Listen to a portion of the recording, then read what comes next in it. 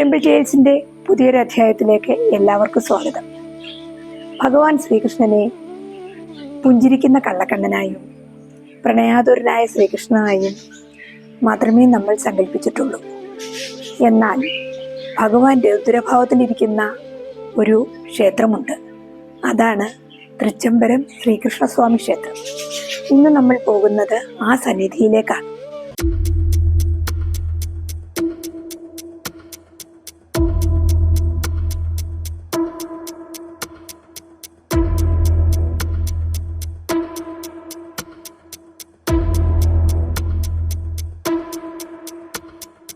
കേരളത്തിലെ കണ്ണൂർ ജില്ലയിലെ തളിപ്പറമ്പ് ദേശത്ത് തൃച്ചംബരം ശ്രീകൃഷ്ണ സ്വാമി ക്ഷേത്രത്തിലെ വിശേഷങ്ങളുമായിട്ടാണ് ഇന്ന് ഞാൻ നിങ്ങളുടെ മുമ്പിൽ പങ്കുവെൽക്കുന്നത്. കേരളത്തിലെ കണ്ണൂർ ജില്ലാ തലസ്ഥാനത്തു നിന്നും 20 കിലോമീറ്റർ ദൂരെയാണ് തൃച്ചംബരം ശ്രീകൃഷ്ണ സ്വാമി ക്ഷേത്രം. പ്രശസ്തമായ തളിപ്പറമ്പ് പട്ടണത്തിന് അടുത്താണ് ഈ ക്ഷേത്രം സ്ഥിതി ചെയ്യുന്നത്. മഹാവിഷ്ണുവിന്റെ 9ാമത്തെ അവതാരമായ ശ്രീകൃഷ്ണ പരമാത്മാവാണ് ഈ ക്ഷേത്രത്തിലെ മുഖ്യ ആരാധനാമൂർത്തി. ഈ ക്ഷേത്രത്തിലെ കംസവധം കഴിഞ്ഞ് രൗദ്രഭാവത്തിൽ നിൽക്കുന്ന ശ്രീകൃഷ്ണന്റെ പ്രതിഷ്ഠയാണ് ഉള്ളത്. ഏകദേശം 5 അടിയോളം പൊക്കമുള്ള വിഗ്രഹമാണ് ഇവിടുത്തെ പ്രതിഷ്ഠ. കംസവധത്തിനു ശേഷമുള്ള ശ്രീകൃഷ്ണനാണ്. അതിനാൽ രൗദ്രഭാവത്തിലാണ് പ്രതിഷ്ഠ. കിഴക്കോട്ട് ദർശനം. ഏകദേശം 4 അടിക്കും 5 അടിക്കും ഇടയിൽ ഉയരം ഇവിടുത്തെ വിഗ്രഹത്തിനുണ്ട്. 2 കൈകളെയുള്ളൂ. ഗുരുവായൂരുള്ള വിഗ്രഹത്തെക്കാൾ അല്പം ഉയരം കൂടുതലാണ് ഇവിടുത്തെ വിഗ്രഹത്തിന്. മറ്റു ക്ഷേത്രങ്ങളിൽ നിന്നും വ്യത്യസ്തമായി ഇവിടെ നിർമ്മാല്യ ദർശനം ശുഭകരമല്ല. കംസവധത്തിന് ശേഷം രൗദ്രഭാവത്തിലുള്ള ശ്രീകൃഷ്ണനായതിനാൽ നട തുറക്കും മുമ്പേ തിടപ്പിള്ളി തുറന്ന് നിവേദ്യം തയ്യാറാക്കുന്നു. കയ്യിൽ നിവേദ്യവും പിടിച്ചാണ് മേൽശാന്തി നട തുറക്കുന്നത്. അഭിഷേകം കഴിഞ്ഞാൽ ഉടൻ തന്നെ നിവേദ്യം നടത്തണം. നിർമ്മാല്യ ദർശനം ശുഭകരമല്ലാത്ത കേരളത്തിലെ ഏക ക്ഷേത്രമാണ് തൃച്ചംബരം. ഈ ക്ഷേത്രത്തിലെ നിർമ്മാല്യ ദർശനം അത്ര ശുഭകരമല്ല. കാരണം രൗദ്രഭാവത്തിലിരിക്കുന്ന, കംസവധം കഴിഞ്ഞ് രൗദ്രഭാവത്തിലിരിക്കുന്ന ശ്രീകൃഷ്ണനാണ് ഇവിടുത്തെ പ്രതിഷ്ഠ. അതുകൊണ്ട് ഈ നിർമ്മാല്യ ദർശന സമയത്ത് ഭഗവാൻ വളരെ കോപത്തോടു കൂടിയിട്ട് നിൽക്കുന്ന ഒരു സമയമാണ്. ആ സമയത്ത് ശരിക്കും ഇദ്ദേഹ മേൽശാന്തി നൈവേദ്യം കൊണ്ട് നട തുറന്ന് നൈവേദ്യവുമായിട്ട് തന്നെയാണ് ശ്രീകോവിലേക്ക് കയറുന്നത്. ഇതേപോലെ തന്നെ നട തുറന്ന ഉടനെ തന്നെ നിവേദ്യവുമായിട്ട് ശ്രീകോവിലേക്ക് പോകുന്ന മറ്റൊരു ക്ഷേത്രം തിരുവാർപ്പിലാണ്. അപ്പോൾ അത് വളരെ അതിവിശേഷമായിട്ടുള്ള ഒരു ക്ഷേത്രമാണെങ്കിൽ കൂടിയും ഇവിടുത്തെ നിർമ്മാല്യ ദർശനം അത് നമുക്ക് ദോഷകരമായിട്ടേ ബാധിക്കുള്ളൂ എന്നുള്ളത് കൊണ്ട് പലരും നിർമ്മാല്യ ദർശനം നടത്താത്ത ഒരു ക്ഷേത്രം കൂടിയാണ് ഈ തൃച്ചംബരം. കംസനിഗ്രഹം കഴിഞ്ഞു നിൽക്കുന്ന അതികോപാകുലനായ ബാലനായിട്ടാണ് ഇവിടെ ഭഗവാൻ നിലകൊള്ളുന്നത്. ബാലനായ ഒരു ഭാവത്തിൽ ഉള്ളതിനാൽ വിശപ്പുള്ള ഒരു ഭാവം കൂടിയുണ്ട്. 3 മണിക്ക് നിവേദ്യമാകണം. അതിനാൽ തിടപ്പിള്ളി വെളുപ്പിന് 2 മണിക്ക് സജീവമാകും. വിശപ്പെല്ലാം മാറിക്കഴിഞ്ഞാൽ പിന്നെ രൗദ്രഭാവമായി. നിവേദ്യം നേരത്തെ അർപ്പിച്ചതിന് ശേഷമാണ് രൗദ്രഭാവം കുറയുന്നത്. തൃച്ചംബരം ക്ഷേത്രത്തിൽ ആന എഴുന്നള്ളിക്കാറില്ല. ആന അകത്തേക്ക് പ്രവേശിക്കാറുമില്ല. ആന പരിസരത്ത് പോലും വരാത്തത് ഈ രൗദ്രഭാവം കൊണ്ടാണ്. കംസനെ വധിക്കാൻ പോകുമ്പോൾ കുപലയാപീഠം എന്ന ആനയെ വധിക്കുന്നതായി കഥ നമ്മൾ കേട്ടിട്ടുണ്ട്. കംസനിഗ്രഹം കഴിഞ്ഞ് കോപത്തോടെ ഇരിക്കുന്നതിനാൽ തന്നെയാണ് ഇവിടെ ആനവിരോധം.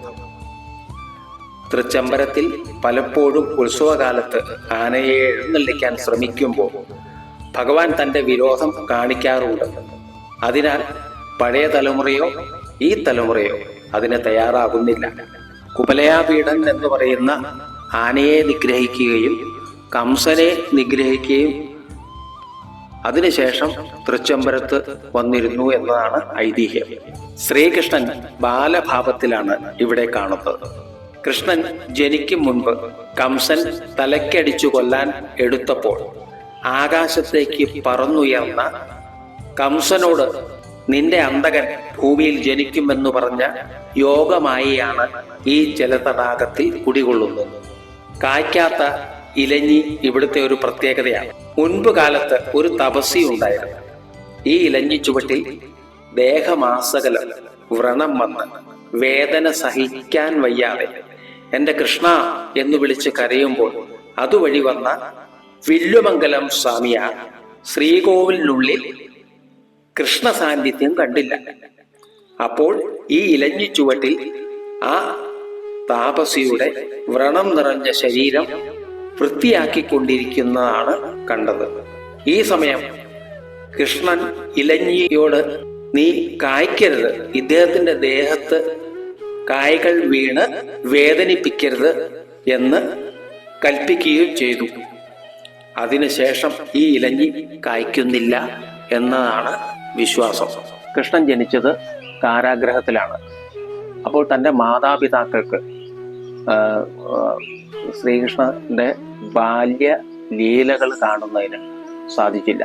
അമ്പാടിയിലും വൃന്ദാവനത്തിലും ആ ബാല്യകാല ലീലകൾ, അതായത് ശ്രീകൃഷ്ണനും ബലരാമനും തമ്മിലുള്ള ആ ഒരു ബാല്യകാല ലീലകൾ കാണുന്നതിന് യശോദയ്ക്കും നന്ദഗോപർക്കും ദേവകിക്കും വസുദേവർക്കും ആ ഒരു ബാല്യകാല ലീലകൾ കാണുന്നതിന് വേണ്ടിയിട്ട് ഭഗവാൻ അത് എന്നുള്ള സൗകര്യമൊരുക്കിയ ഒരു സ്ഥലം ആണ് ശ്രീ തൃച്ചംബരം ശ്രീകൃഷ്ണസ്വാമി ക്ഷേത്രം. അതുകൊണ്ടാണ് ഇപ്പോഴും അവിടെ നൃത്തത്തിന് വളരെയധികം പ്രാധാന്യമുണ്ട്. ആ നൃത്തം അവിടെ നടക്കുന്നത് വലിയൊരു ഉത്സവമായിട്ട് തന്നെയാണ്. ഈ നൃത്തത്തിന് പങ്കെടുക്കുന്ന ആ നൃത്തം ചെയ്യുന്ന ആള് അദ്ദേഹത്തിൻ്റെ മോതിരം അത് ആ ഇലഞ്ഞിയുടെ ചുവട്ടിൽ സമർപ്പിക്കുക എന്നുള്ള ഒരു ചടങ്ങു കൂടിയുണ്ട്.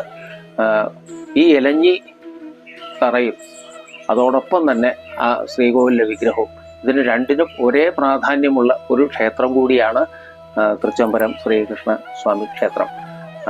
വളരെയധികം ഒരു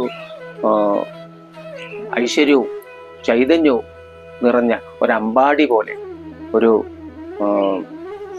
വൃന്ദാവനം പോലെ നമുക്ക് മനസ്സുകൊണ്ട് നമ്മൾ ഒരു ബാല്യകാലത്തിലേക്ക് ആ ശ്രീകൃഷ്ണൻ്റെയും ബലരാമൻ്റെയും ഒരു കളിക്കൂട്ടുകാരിൽ ഒരാളായിട്ട് മാറുന്ന ഒരു അത്ഭുതം കൂടിയുള്ള ഒരു ക്ഷേത്രമാണ് തൃച്ചംബരം ശ്രീകൃഷ്ണ സ്വാമി ക്ഷേത്രം. തൃച്ചംബരത്ത് വച്ചാണ് കൃഷ്ണൻ വസുദേവർക്കും നന്ദഗോപർക്കും യശോദയ്ക്കും ദേവകിക്കും മുൻപിൽ ജനനം മുതൽ 12 വയസ്സുവരെയുള്ള തൻ്റെ സകല ലീലകളും ആടിക്കാണിച്ചത്. അതുകൊണ്ടാണ് ശ്രീകൃഷ്ണനെ ഏതു ഭാവത്തിലും നമുക്കിവിടെ കാണാം. അക്ഷരാർത്ഥത്തിൽ അമ്പാടിയാണോ ഗോകുലമാണോ എന്ന് തോന്നിപ്പോകും ഈ ക്ഷേത്രഭൂമി. ഇവിടെ വരുന്നവർക്ക് അവരുടെ മനസ്സിനനുസരിച്ചുള്ള ഭാവത്തിൽ ഭഗവാന്റെ അനുഗ്രഹം ലഭിക്കുന്ന വൃന്ദാവനം കൂടിയാണ് തൃച്ചംബരം. തൃച്ചംബരം കൃഷ്ണന് ഉണ്ണിയപ്പം വളരെ പ്രധാനമാണ്. അതും ഊരാള കുടുംബത്തിലെ അന്തർജനങ്ങൾ തന്നെ അരി പൊടിച്ച് നേന്ത്രപ്പഴവും ശർക്കരയും ചേർത്ത് അവർ തന്നെ ഉണ്ടാക്കി നേദിക്കുന്നതാണ് ഇവിടുത്തെ ആചാരം. യശോദ കണ്ണന് വാരി കൊടുക്കുന്ന പോലെ. അതുപോലെ ഇവിടെ പാല് ഏറ്റവും പ്രിയപ്പെട്ടതാണ്. ഈ പാല് വ്രതനിഷ്ഠയോടെ വേണം കൊണ്ടുവരാൻ. ഇത് കൊണ്ടുവരുന്നത് ഒരു വ്യക്തിയാണ്. പാലമൃതൻ എന്ന പേരിലാണ് അദ്ദേഹം അറിയപ്പെടുന്നത്. പാൽപായസത്തിനുള്ള പാല് ആദ്യം ഇലഞ്ഞിത്തറയിൽ കൊണ്ടുവയ്ക്കും. അതിന്റെ ഗുണം ഭഗവാൻ അളക്കുന്നു എന്നാണ് വിശ്വാസം. തൃച്ചംബരത്തെ നൃത്തം അതിപ്രധാനമാണ്. നൃത്തമാടുന്ന ആൾ ഈ ഇലഞ്ഞി മരത്തിൽ മോതിരം സമർപ്പിച്ചാണ് നൃത്തം ആരംഭിക്കുന്നത്. ക്ഷേത്ര വിഗ്രഹത്തോളം പ്രാധാന്യം ഈ ഇലഞ്ഞി മരത്തിനും ഉണ്ട് എന്ന് ഭക്തർ അറിഞ്ഞിരിക്കണം. കുംഭം 1 മുതൽ ഉത്സവം തുടങ്ങും. മീനം 6 വരെയാണ് ഉത്സവങ്ങൾ. പടഹാദി ഉത്സവം, അങ്കുരാദി ഉത്സവം, ധ്വജാദി ഉത്സവം, എത്ര പറഞ്ഞാലും തീരാത്ത വിശേഷങ്ങൾ ആണ് ഈ ക്ഷേത്രവുമായി ബന്ധപ്പെട്ട് കിടക്കുന്നത്. നമ്മൾ അതുപോലെ തന്നെ നമ്മൾ തൃച്ചംബരം ക്ഷേത്രത്തിലേക്ക് കടക്കുമ്പോൾ അതിനു മുമ്പ് ഇടതുഭാഗത്തായിട്ട് ഒരു ശിവക്ഷേത്രം ഉണ്ട്. പലരും ഈ ക്ഷേത്ര ദർശനം കഴിഞ്ഞ് ആ ശിവക്ഷേത്രം കാണാതെ തന്നെയാണ് ഈ ദൂരദേശത്തുള്ള ആളുകളെല്ലാവരും പോകാറ്. പക്ഷേ യാദൃശ്ചികമായിട്ട് എനിക്കത് കാണാൻ സാധിച്ചു. ഞാൻ ആ ശിവക്ഷേത്രത്തിലും ഞങ്ങൾ കൂടെയുള്ളവരെല്ലാവരും കൂടി ആ ശിവക്ഷേത്രത്തിലും കൂടി തൊഴുതു. അവിടെ വളരെ പ്രധാനപ്പെട്ട അനവധി വഴിപാടുകളുള്ള ഒരു ശിവക്ഷേത്രം കൂടിയാണ് ഈ തൃച്ചംബരം ക്ഷേത്രത്തിനോട് ചേർന്ന് തന്നെയുള്ള ശിവക്ഷേത്രം. മുളങ്ങേശ്വരം ശിവക്ഷേത്രം എന്നാണ് ആ ക്ഷേത്രത്തിൻ്റെ പേര്.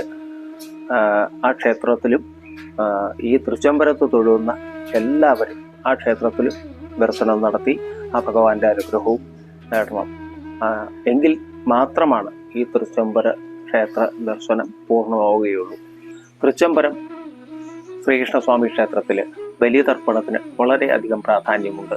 അനേകം ആളുകൾ ഇവിടെ ബലിതർപ്പണത്തിനായി എത്തിച്ചേരുന്നു. അമാവാസി നാളില് ആണ് ഈ ബലിതർപ്പണ കർമ്മം ഇവിടെ നടക്കുന്നത്. തലേ ദിവസം വ്രതശുദ്ധിയോട് കൂടിയിട്ട് ബലിതർപ്പണത്തിന് ആളുകൾ ഇവിടെ എത്തിച്ചേരുന്നത്. ഇവിടെ ബലിതർപ്പണം നടത്തി കഴിഞ്ഞാൽ അത് ആ ആത്മാവ് ഭഗവാനിലേക്ക് ലയിച്ചു ചേരും എന്നുള്ള ഉത്തമമായിട്ടുള്ള വിശ്വാസത്തോടു കൂടിയാണ് എല്ലാവരും ഈ ബലിതർപ്പണത്തിനായിട്ട് ഈ ക്ഷേത്രത്തിൽ എത്തിച്ചേരുന്നത്. അതുപോലെ തന്നെ കർക്കിടകത്തിലെ കറുത്തവാവിൻ്റെ അന്നും വളരെ വിപുലമായിട്ടുള്ള ബലിതർപ്പണ പരിപാടികൾ ഈ ക്ഷേത്രവുമായി ബന്ധപ്പെട്ട് നടക്കുന്നുണ്ട്.